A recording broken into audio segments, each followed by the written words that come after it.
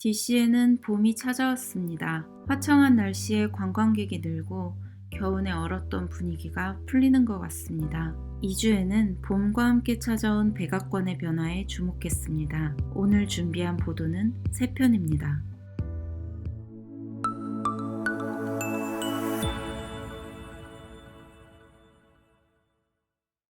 첫 번째 소식입니다.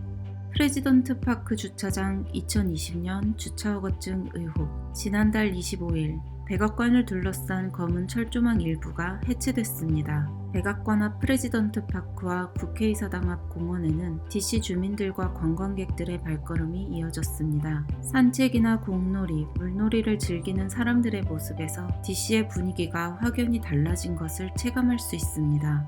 백악관 앞 프레지던트 파크는 1월 6일부터 2달 동안 출입이 제한된 지역이었습니다. 직접 확인할 수 없는 조건에서 프레지던트 파크의 잔디밭 맨홀에서 피어오르는 연기가 논란이 되기도 했는데요. 자유롭게 왕래가 가능해진 지금은 현장의 어느 누구도 연기나는 맨홀에 관심을 가지지 않고 있습니다.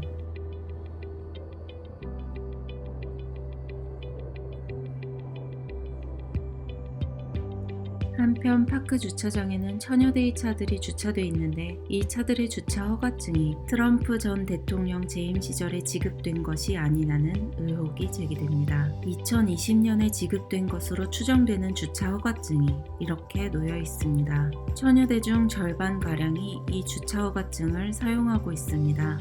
차들 중에는 새똥을 맞거나 낙엽이 쌓인 채 장기간 주차된 것으로 보이는 차들도 있습니다. 2021년 지급된 주차 허가증은 A4에 출력한 메일 문서입니다. 현 시점 출입하는 차들에서는 2020년 주차 허가증과 같은 표지가 발견되지 않습니다. 차량 검문을 받고 주차 후 도보로 백악관에 들어가게 돼 있는데요. 백악관으로 들어갈 수 있는 출입문은 여러 곳이지만 프레지던트 파크 방향에서 백악관으로 들어가는 문은 여기 한 곳이 유일합니다. 백악관 직원, 공사장 관련자, 경찰 등이 모두 이 출입구를 이용하고 있습니다.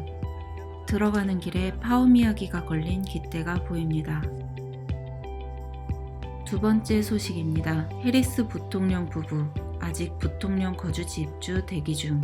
지난달 30일 젠사키 백악관 대변인이 현재의 미국 남쪽 국경에서 벌어지고 있는 이민자 위기 상황에 카말라 해리스 부통령이 외교적 역할을 할 것이라고 밝혔습니다.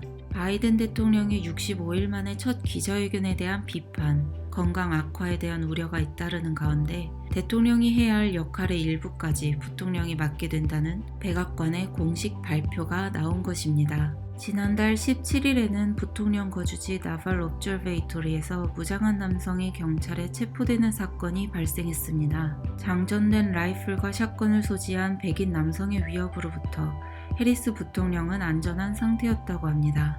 해리스 부통령 부부가 아직 부통령 거주지 나발 옵저베이토리에 입주하지 않아서인데요. 그들은 4월 3일 현재까지 블레어 하우스에 머물고 있습니다. 해리스 부통령은 백악관 인근의 아이젠하워 행정사무실에서 수요일마다 업무를 보고 있습니다. 화면에 보이는 이곳이 아이젠하워 빌딩입니다.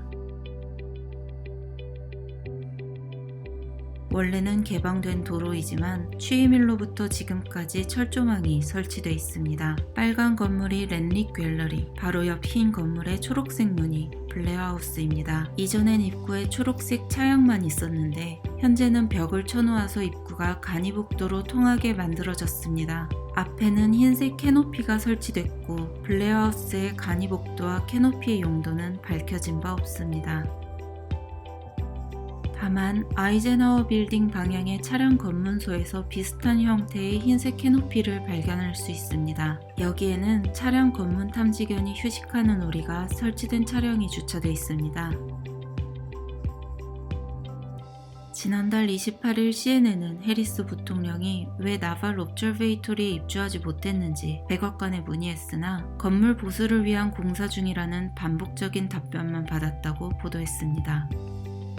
CNN은 또한 해리스 부통령이 부통령 거주지에 입주하지 못하는 상황에 대해 낙담하고 있다고 전했습니다. 세 번째 소식입니다. DC 비트코인 ATM은 총 24곳. 비트코인 시가가 7,200만 원을 돌파하며 최고가를 경신했습니다. 그러나 빌 게이츠 마이크로소프트 창업자는 비트코인이 기후 문제에 있어서 좋지 않다며 비트코인에 탄소세를 부과할 명분을 제기했습니다.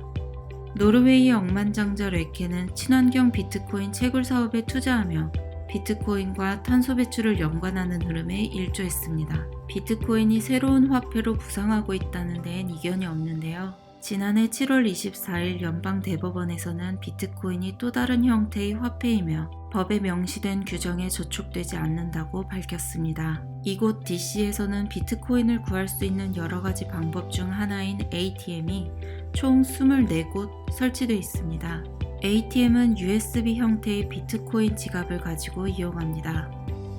ATM을 통해 비트코인을 사거나 팔 수 있습니다. 거래 중 어떠한 개인정보도 요구되지 않아 안전하다는 평가를 받습니다.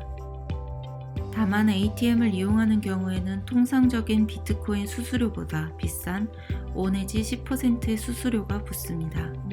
2주의 주간 미국은 여기에서 마치겠습니다. 워싱턴 DC 탐사 보도는 계속됩니다.